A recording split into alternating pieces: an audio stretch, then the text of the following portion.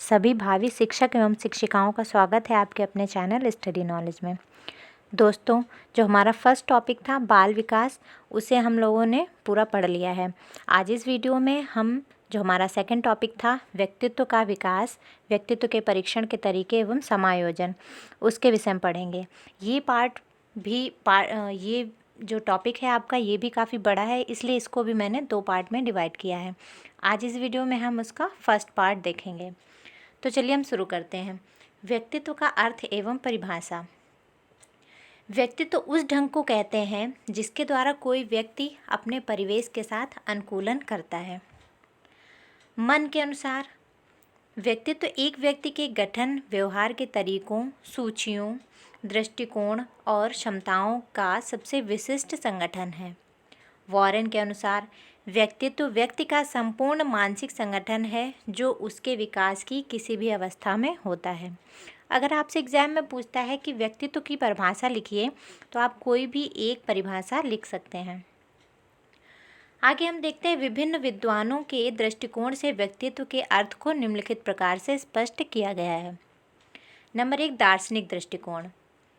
दार्शनिक दृष्टिकोण के अनुसार व्यक्तित्व आत्मज्ञान का ही दूसरा नाम है। यह पूर्णता का प्रतीक है। इस पूर्णता का आदर्श ही व्यक्तित्व को प्रदर्शित करता है। अर्थात दार्शनिक दृष्टिकोण में व्यक्तित्व के आत्मज्ञान अर्थात स्वयं को जानने के ऊपर बल दिया गया है। अर्थात जो व्यक्ति स्वयं को जान लेता है वह पूर्णता को प्राप्त कर लेता है। ये है दार्शनिक दृष्टिकोण के अनुसार।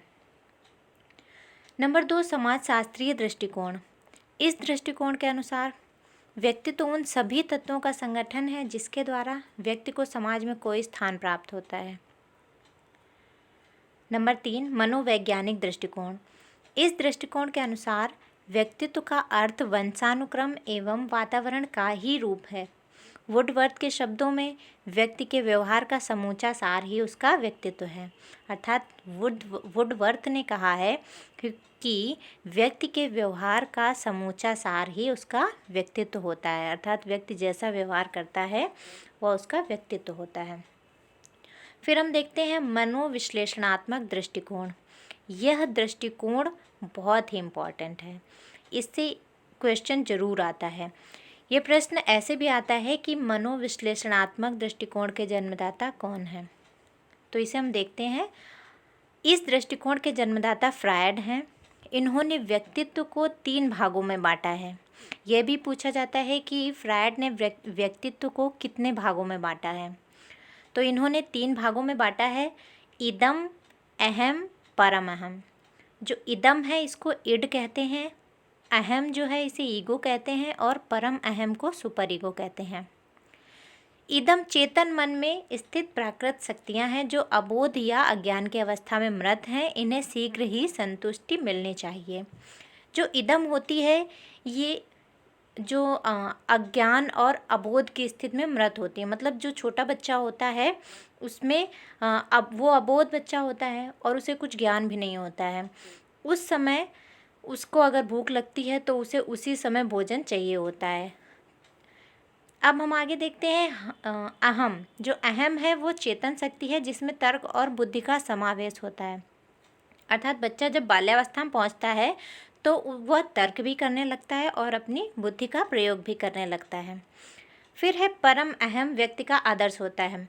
जो परम अहम यानी सुपर ईगो है उसके द्वारा व्यक्ति सही गलत समझने लगता है। व्यक्ति पहचानता है कि क्या चीज़ें सही हैं और क्या गलत हैं।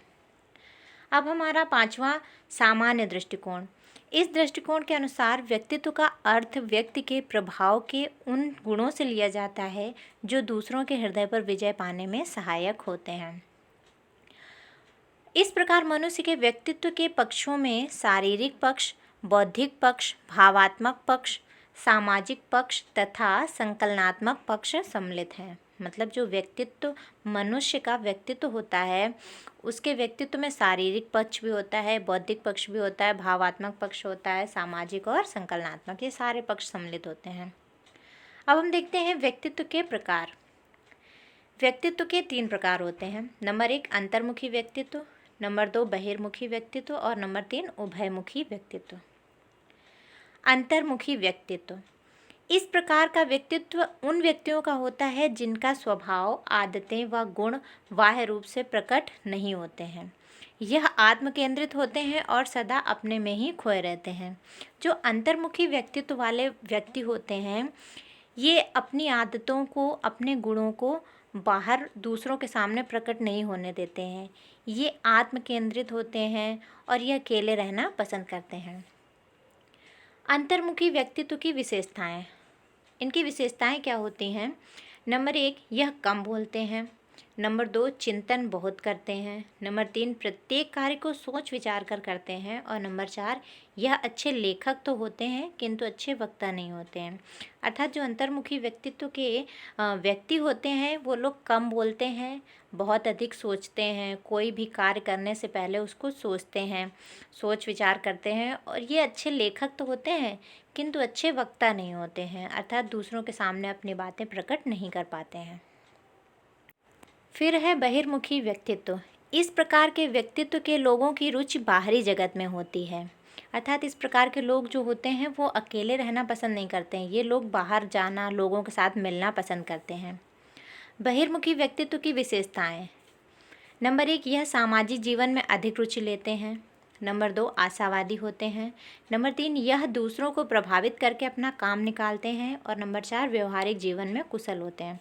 अर्थात जो बहिर्मुखी व्यक्तित्व के व्यक्ति होते हैं वो सामाजिक जीवन यानी लोगों से मिलते हैं, उनसे बातें करते हैं, उन्हें बातें करके प्रभावित करते हैं और अपना काम भी निकलवा लेते हैं। और व्यवहारिक जीवन में ये कुशल भी होते हैं। अब हम देखते हैं उभयमुखी व्यक्तित्व।